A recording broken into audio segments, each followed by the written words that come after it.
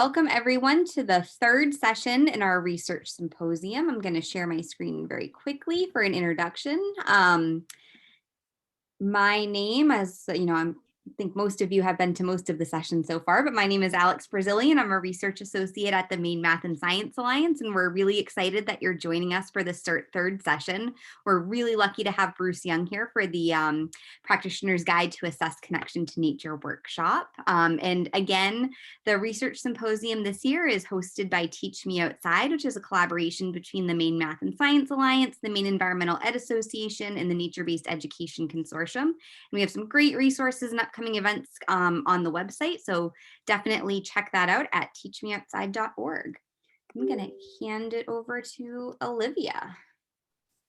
Thanks, Alex. Hi, everyone. My name is Olivia Grissett. I use she, her pronouns, and I work for the Maine Environmental Ed Association. Bruce is definitely an awesome person. I'm so glad you're here today, Bruce. I get to work with Bruce a lot with NAAE. And yeah, I'm just really grateful that you made time for us in Maine to learn with you today. So thanks so much. We are really excited to wrap up our research symposium next week with a presentation from Tally Siegel. And her presentation is on addressing diversity and inclusion in environmental education, developing a framework for research and practice. And I think it's going to be a really powerful kind of grand finale to this super awesome research symposium. We've had some really great presenters. So we're just super lucky that they all were willing to share their time with us for learning. So hopefully you can join us for that. One note, that one's starting at 3, so it's a little bit different in the timing. We're trying to have it be, that's usually Mia's monthly equity call. And so we're moving it into that timing frame, the same time frame as our monthly equity call. So that one's going to be running from 3 to 4:30. So hopefully we can see you there. And I'm also going to just start with our land acknowledgement and also just make note on the side of the slide.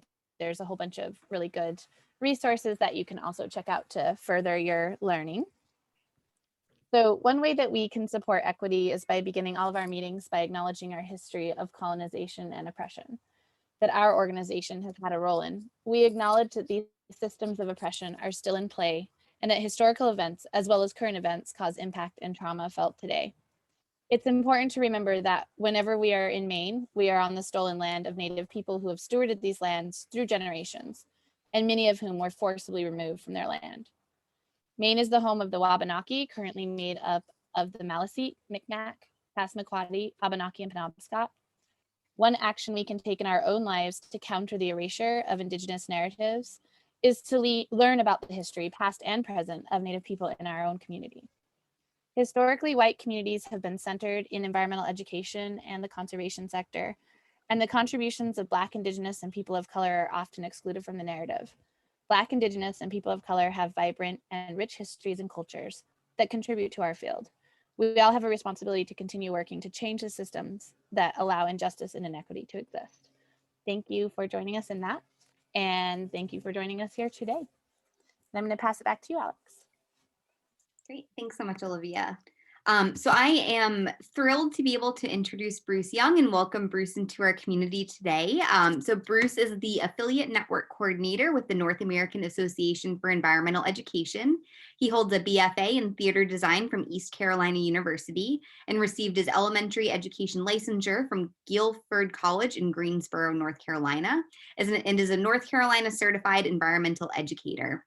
Before joining the NAAE team, Bruce worked in various roles in both formal and informal settings, including the Greensboro Science Center, Free Union Country School, and Walker Upper Elementary School, and has previously served on the board for the Virginia Association for Environmental Education in a variety of capacities. So if you all can join me in giving a warm welcome to Bruce. We're so excited to have you here for this workshop.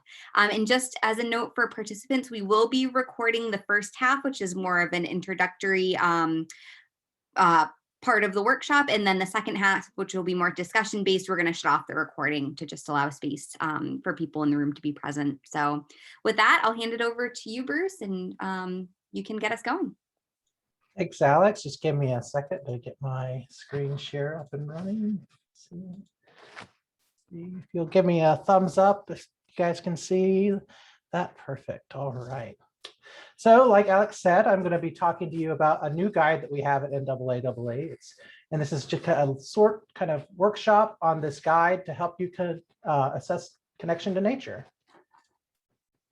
So, so we know who all is in the room today. Please introduce yourself in the chat with your name, pronouns, as well as the organization you're with and your role with that organization. That just kind of helps me see who we have in the room. And let me have my chat panel open so I can see as this come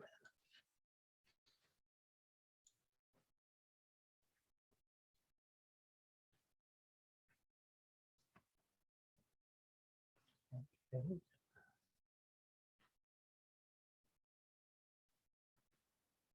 We'll give just a couple of moments for that.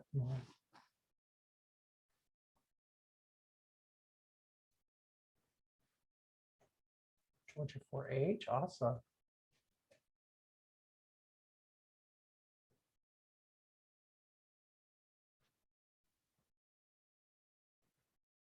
Main research development.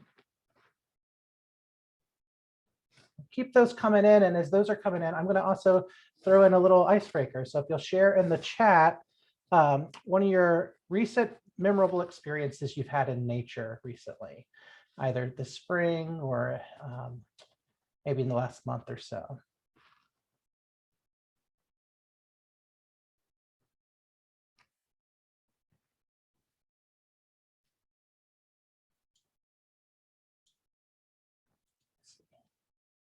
Hiking a portion of them. So for me, my recent was that I am putting in an herb and tea garden in my backyard right now. So I spent a lot of time this weekend outside with my hands in the dirt. And while I was pulling water from my overfill bucket of my rain barrel, a little lizard, I guess, had crawled in and passed away in there, died in the water, drowned, I guess. But it was interesting to find it. I've not seen a lizard like that. I haven't ID'd it yet. So took a picture of it and then buried it. But I'm gonna ID it this weekend, I think. Big night to help amphibians cross the road. That happens here, Pierce, and I'm in Charlottesville, Virginia. And one of our big signs of spring here in Charlottesville is that when it starts to warm up and we have a rainstorm, the spotted salamanders start to migrate here. And so there's a group there's a listserv that as soon as that happens, they all go out to this one area of town and move the spotted salamanders across the town or across the road. And they've actually been able to put in a underground tunnel for them now as they've done some road rework. All right. So like Alex said, I'm Bruce Young. I'm the affiliate network coordinator with NAAA. And many of you may know about NAAA, but just before we get started, I'll share a bit about who we are. We're the professional association, champion and backbone organization for the field of environmental education, working with a diverse group of educators in the United States, Canada, Mexico, and in many other parts of the world to advance environmental education. And in my role, I am the affiliate network coordinator. And so MIA, Maine Environmental Education Association, is one of our affiliate members. And we're a network of 54 state, regional, and provincial EE associations across North America, working to grow capacity at the national and local level while seeking to build a more just, equitable, and inclusive field. I won't read these all to you. Oh, I forgot to change the label on the top. But these are the goals of the affiliate network. So we have 4 new goals for our affiliate network: building and strengthening capacity, centering social and environmental justice, diversity and inclusion, elevating and increasing support for EE through advocacy and shared messaging, and then providing space and opportunities for fostering innovation. So those are just some of the things that I do in my day-to-day job. And so before I get started talking about the guide, I do want to thank some of the representatives and leads who created this guide. So this guide was created in part through funding from the Pisces Foundation. And then there were two research university partners on this. So the University of Florida and Stanford University, as well as two nonprofit partners to help with the distribution and the convenings, and that were the Children in Nature Network and NAAE. And they pulled together many, many, many other folks who helped read the guide, go through the research, write the guide, edit the guide, all kinds of things. And these are just some of those names of the many folks who helped create the guide that we'll be looking into today. So our plans today is I'll go introduce the guide and then kind of talk about what researchers learned about assessing connection to nature when they wrote the guide. Then we'll do a brief walkthrough of the guide, and then about at 4:30, we'll take a break for about 10 minutes to take care of whatever needs you have. And then we'll come back, look at some scenarios to walk through the guide, and then I'll send you into breakout rooms for a little while, and you actually put the guide into practice with some of your programs. So kind of the research side and then the practice side.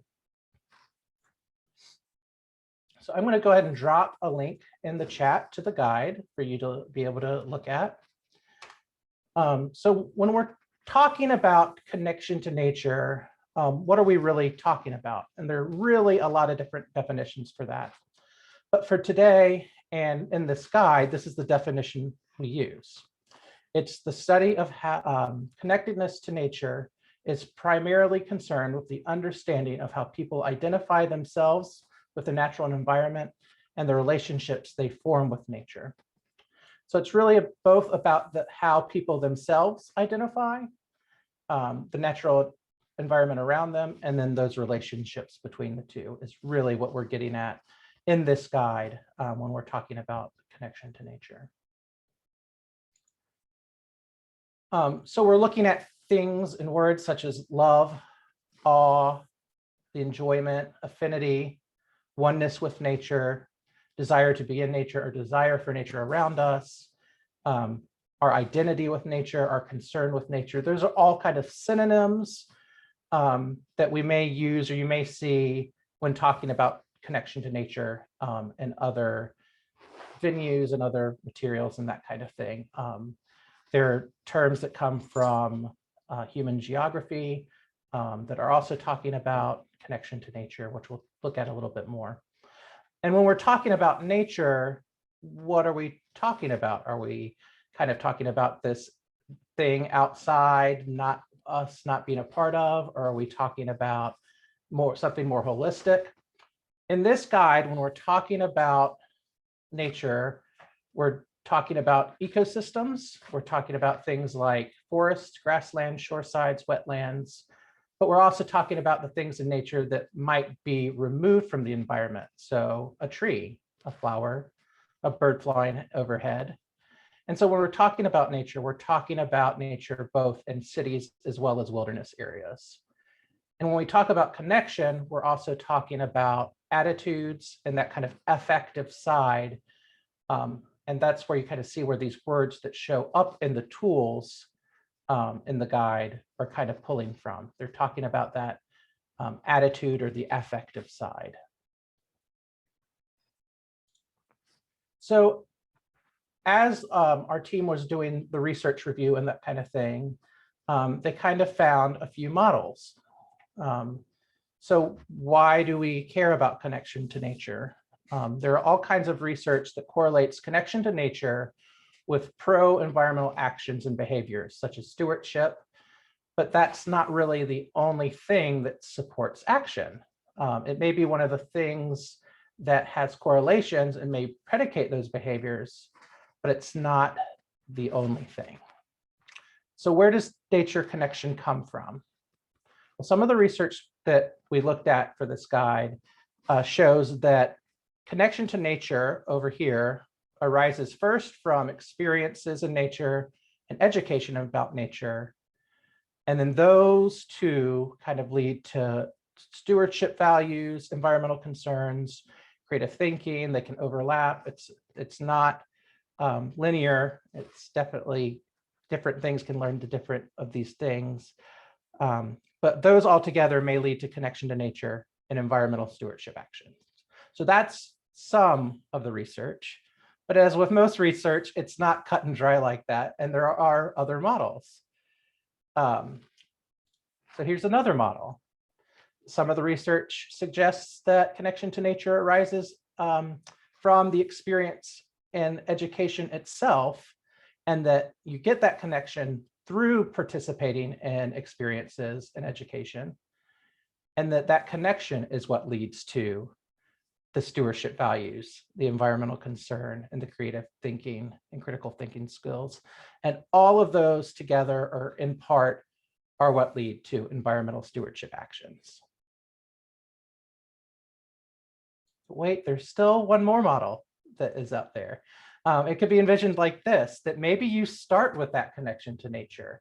When you're doing a program, people are coming to it with already a connection to nature, and the strength of that is then determined by their experiences and education about nature, maybe the frequency that you have been able to have those experiences, the quality of those experiences. If you have the education about nature, what is the quality of those educational experiences? Is there a mentor who led you through those?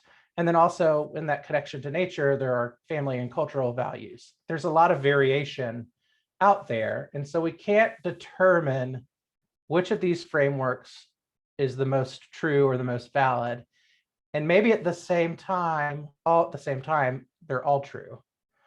And maybe it doesn't really matter in the long run, but what matters is that all of these variables, such as experiences, education, stewardship value, environmental concern, creative thinking, that they're all felt by different times in a variety of ways by different people. And so that's kind of the research side. I'll take a moment and ask if there are any questions about the research side or any of these graphs or the diagrams.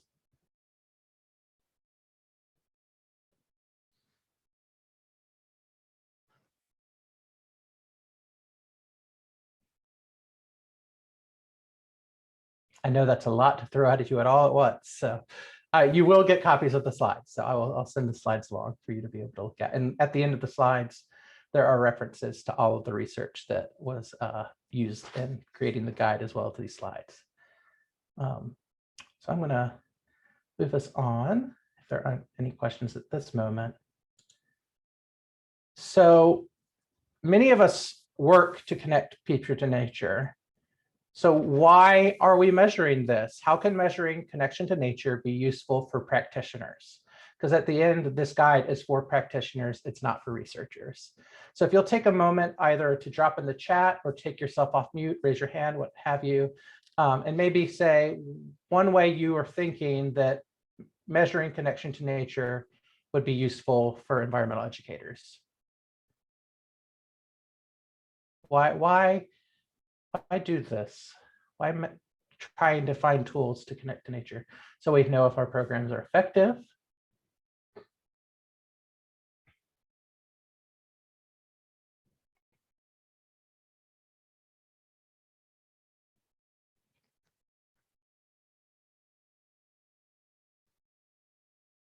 Measuring impact, securing funding.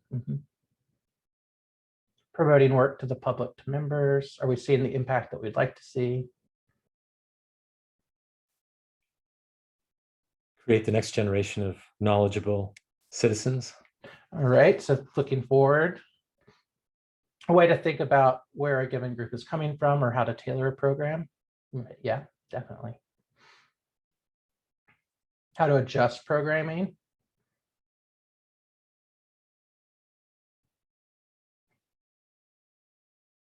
Anyone else? Any other ideas? I think we've hit a lot of those on the head.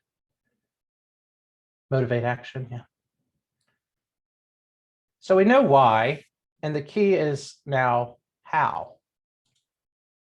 So like we have said, and I think we've all captured that in some of your comments you've said. So measuring connection to nature can be useful for program development, which I think was really talked about in the chat, soliciting funding or finding funding or justifying funding. It can be used for marketing programs to the public, to members, also for research itself, to kind of know more. Oops, sorry. Just to kind of use that research. So there's really two broad uses that we find when assessing nature connection. First is as a tool for evaluation for programs, and two, to assist in planning or adapting programs to meet the needs of an audience being served and to make sure that your goals and objectives of the program are being met. So maybe that's using it as a pre and post measure, a tool that can detect differences, exploring how our program changes participants' connection to nature, maybe assessing a group, getting a baseline measure, detecting differences in programmatic needs, and then again, rationale for providing resources, facilities, and programs. Don't talk about it here, but someone in one of these workshops I've done mentioned how they used some of these tools or similar tools to get rationale for putting parks into the neighborhoods where there weren't park spaces, because they're seeing a really disparate relationship between the connection of nature in one neighborhood versus another, because there's no green space in that neighborhood. And so they were able to use this research to go to their county or city board to justify resources for putting in more park space in an urban neighborhood.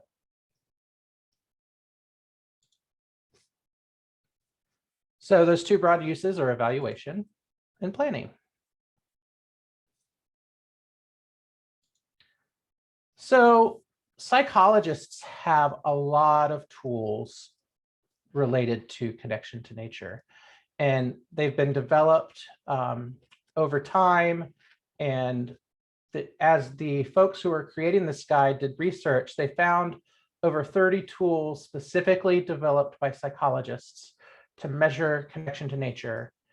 And that's where they started when they started to create this guide. They took those 30 tools and just started looking at them and what were they measuring? How would they be useful to practitioners? Would they be easily usable, basically? And will they hold up in different audiences in different places? So practitioners have different needs than researchers, as I think many of us know, and that's where they started. So practitioners have varied audiences. Practitioners may have different levels of experience with doing evaluation or administering these kind of things. So we really wanted to have a guide that was easy to use, easy to analyze, valid in many contexts, that can be used for at different scales with multiple audiences, and that can actually detect change. Some of the tools, you couldn't really see the change from tool time to time when using that tool. So what did they do? They decided to have a workshop. So they started with a workshop to begin developing this guide and parsing through all the research and the tools that existed around connection to nature. So the workshop had 20 plus participants, and it was made up of folks who were both the tool developers, so the people who actually created these tools were part of these workshops, and also the people who have been using the tools for a while in their research. They had a 2-day workshop as part of the 2018 NAAA conference in Spokane.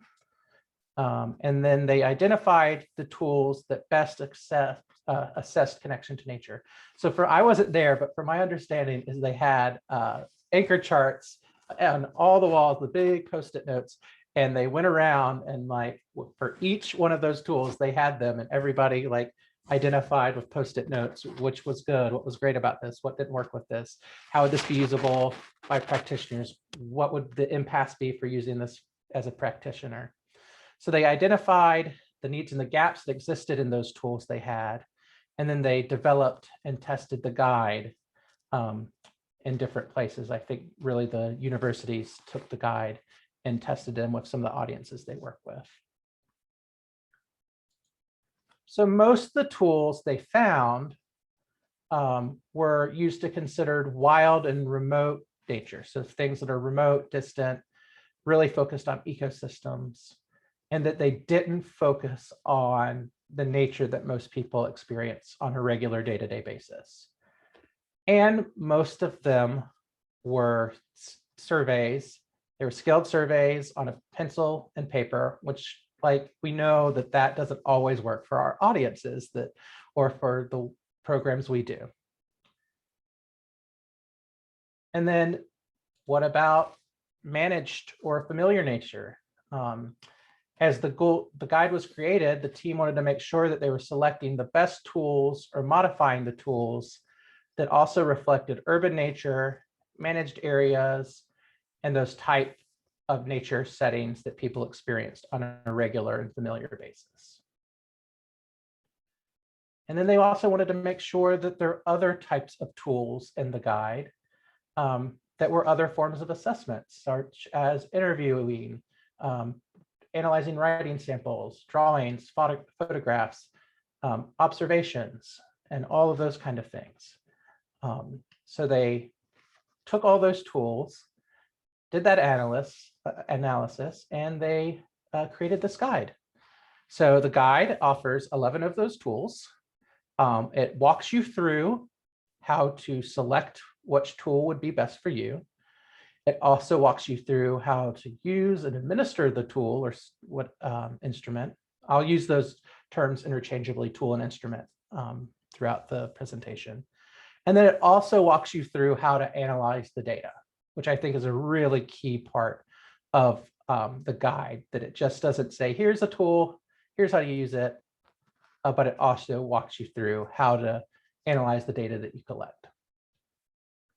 And so with this guide, it's available free on our website, as I dropped it in earlier. You can download it. You can use these tools, you can adapt these tools, you can even translate the tools, all free of charge. You don't have to worry about that. With translating, the only thing that they've suggested is do a backwards translation if you translate it into another language, to make sure that the reliability, validity of the tool still holds up. And maybe even reaching out to the person who created the tool and just let them know that you're doing some translation, because they may want to work with you on some of that if you're translating into a language that they haven't worked with before. Someone who does these presentations with me has translated several of them into Spanish with the audiences that she works with in California, and has great success with doing that backwards translation to make sure that the terms are showing up correctly. So here are a sample of 2 of the tools that you'll see in the guide a bit later. So there's tools such as connected to nature, which is kind of a, do you agree or disagree with the following statements? So such as, I often feel a sense of oneness of the natural world around me, agree or disagree. Like a tree can be part of a forest, I feel embedded within the broader natural world. And then you may have connection to nature. And unfortunately, a lot of these tools sound very similar in their titles because they're measuring nature connection. And so you'll have connectedness to nature followed by one that's connection to nature. And so it's really easy in my mind to get them mixed up as I'm looking through them. But the connection to nature is one that's like, how much do you like to see or do these following things? It's more intrinsic to you versus like a agree or disagree. So how much do you like to see a plant or flower in nature? And it's on a scale of like, I really like to see it, or I don't like to see it at all. That kind of thing. So this first one measures that relationship with nature more, whereas the second one is more about the enjoyment of the experiences themselves more. So 8 of the tools are surveys of the 11. And some of them have both an adult version and an early childhood version, or a children's version. And then 3 of the tools are tools that collect qualitative data. So the 3 tools that are more qualitative are the nature relatedness observations, which is done as a puppet show. That one's kind of interesting. There's analyzing journaling, and then looking at interpretation of drawings. And so those are those three tools to collect qualitative data. So I'm going to pause here to see if there are any questions, because I'm going a lot faster than I thought I was. So we'll take a moment here to see if anyone has questions so far.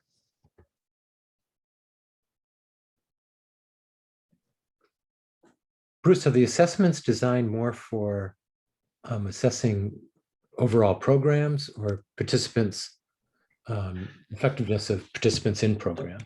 So these tools are mainly for participants, not a big programmatic. So it's measuring an individual's connection to nature, which then you could take those tools to see overall how your program is doing in measuring or evaluating your program. So they're not tools for a program itself. They're more individual tools, if that makes sense.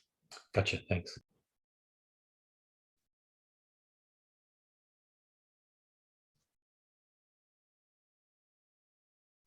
Any other questions so far? No, it's hard if you haven't moved through. So this is usually where I take a break. I'm going to keep going, and then I'll put us at a break right when before we do the breakouts. I'll give a little break then.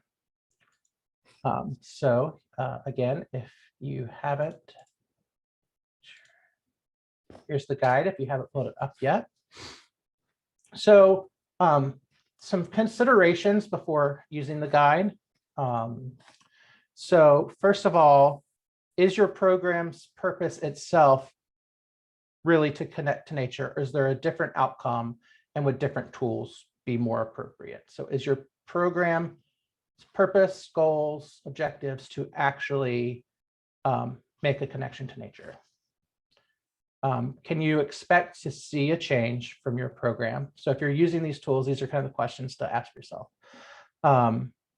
What's the intensity of your program? So when we're talking about intensity, we're talking about like the number of visitations, not like, is it really hard to hike up the mountain? We're talking about like, how often are you seeing this audience or this group of participants? What is the age of your audience? That's really going to determine what tools you can use. And then are there cultural contexts, languages, or other audience factors that you should be considering or be responsive to? And so the first kind of step to using the guide is your decision tree. So this decision tree is on pages 14 and 15. I'm going to walk through some examples of it a bit later, and then we'll get a chance to have you walk through it yourself. So this is kind of a tool that you'll think about your program in mind, or what you want to do with that assessment for connection to nature, and then you'll walk through the decision tree to find which tools work best for you. So we're gonna walk through one of these. So first of all, the first question is, do you want to take a survey, or do you want to use a survey? Surveys take time for development and use, but they often may not be the most appropriate tool from your audience. So that's kind of the first decision you have to make. Do you want to use a survey? And if you, let's say you do want, you don't want to use a survey, so I'm not going to use a survey. No. Then your next question is going to be, what is your target age group? So are you working with early childhood audiences? Then if you're not going to use a survey, then we suggest this nature relatedness observation, which is the puppet show activity, where you kind of act out with the puppets and the children respond to it. Or are you working with kids a little bit older, children, adolescents, or adults, and then that will lead you to the journal or interpretation of drawings if you don't want to use surveys. So maybe you do want to use surveys. So do you want to use a survey? Yes. So then you'll again decide which of these target audiences you have. And for this one, we have early childhood tool, The children and adolescents has separate tools, and then adults and adolescents have tools. So then, and you know what? I misspoke. The biophilia interview is the puppet show, not the other one. Sorry about that. Misspoke. Again, getting them confused. So then the third question kind of you go through is, are you doing a one-time assessment? So all of these tools in the guide can be used for baseline or one-time assessments. But when you're using them for that, you're obviously not going to see a change over time. So you're not assessing connection to nature over time if you're using them for a baseline assessment. So you would say, yes, how do you survey? Here's my audiences. Are you conducting a one-time assessment? No. I want to assess change over time. That's going to lead you to different tools. You say yes. That's basically going to tell you that, yes, you can use any of those tools, but you're not going to measure it over time. So then it's going to take you to what is your program's intensity. And so, like I said, intensity is kind of a function of time in this guide. So it's duration and frequency as well as engagement. So engagement can vary with novelty and intention, and then the intensity is then also those number of times. So is it low, medium, or high? So low intensity may be a one-day field trip or short nature program. Unfortunately, if you are doing those one-time kind of one-offs with audiences, then it's unlikely you're actually influencing connection to nature in that one-off or be able to measure that.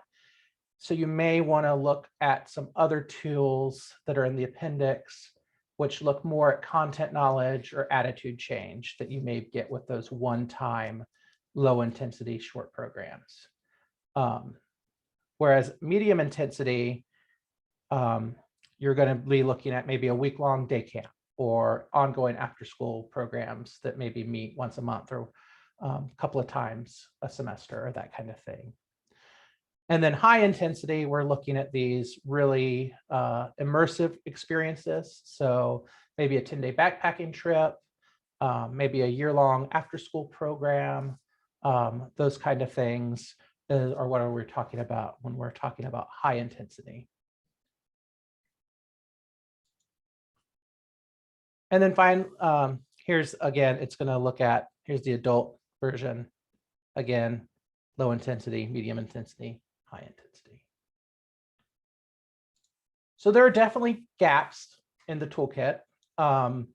So there are gaps in urban and versus rural using of the tools.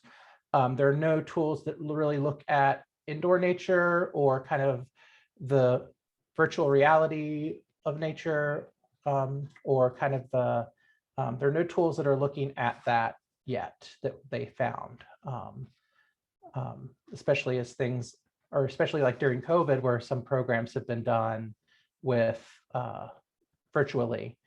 There aren't many tools that are used to assess that virtual aspects of connection. And I think they are looking at I think we'll probably see tools or research coming out that looks at how that has changed. The audiences, so there are gaps in beyond English speaking visitors to a natural area.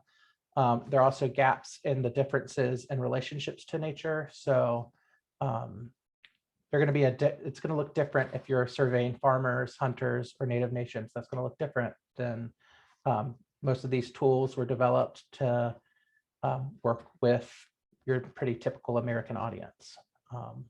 And these tools were not really tested much beyond the US. And then it doesn't identify the individual differences, variations from one place to another, from different ways of knowing from another, or from one experience to another. So we do know and acknowledge that there are gaps, but it is at least a place to start and to go from. So any questions at this point? Bruce, is there any intention for the team that developed this guide to try to bridge some of those gaps and develop, I think, some more of the more qualitative, creative assessments that go beyond the surveys? I'm not positive, but I definitely think there probably are researchers out there who are doing that. I don't know what this, like, if there's a next step or a next like convening to kind of address the gaps in the toolkit or the guide.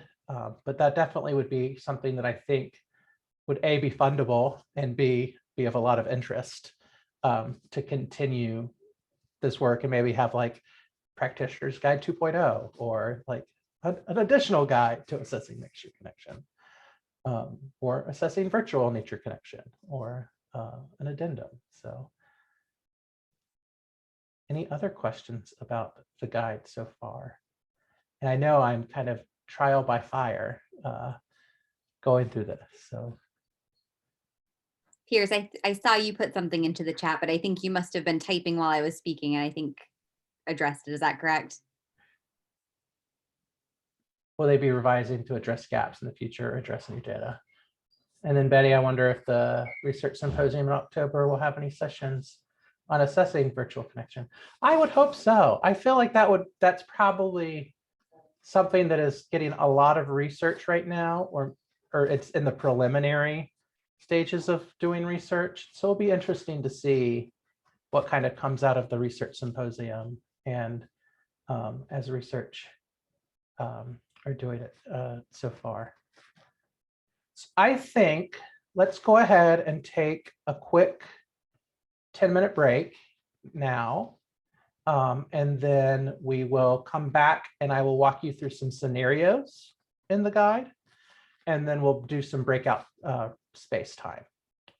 So let's come back at, let's see, it's 4:13 now.